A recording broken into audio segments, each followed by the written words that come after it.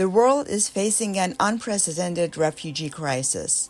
By the end of 2025, the UN estimated that 117 million people were forcibly displaced, including 83 million within their own countries due to conflict and climate disasters. Contrary to common belief, 73% of refugees and others in need of protection are hosted by low and middle-income countries. Refugees often live in extremely difficult conditions. Many are warehoused in stagnant, segregated camps, where mobility is restricted and access to basic human rights is severely limited.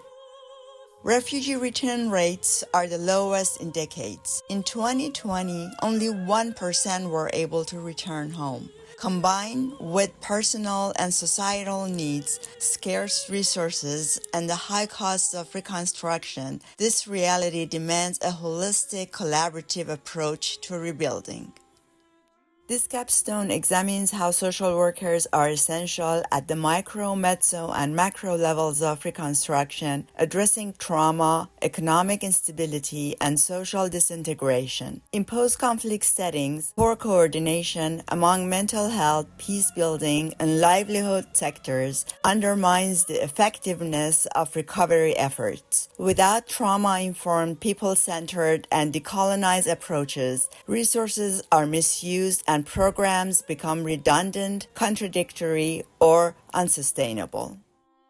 Through a postgraduate course, this capstone seeks to elevate social work as a distinct, essential profession grounded in human rights and social justice. Social workers must have a seat at the table in addressing today's complex global challenges. It advocates for marginalized groups such as women, children, and displaced populations within a human rights framework. Reconstruction stakeholders must recognize human rights-based social work as central to holistic recovery, promoting equity, rights protection, and community engagement.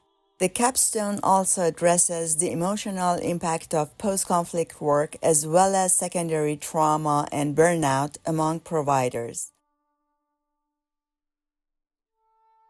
In the spirit of Ubuntu, we honor that the health of the planet and its people are indivisible. Our lives are interconnected. The suffering of one affects us all, and the healing of one is a collective act of renewal. United in our pursuit for an eco-social world and guided by the principles of equity, dignity, and accountability, we commit to rebuilding one community at a time until we fully embrace the reality that the earth is but one country and mankind its citizens.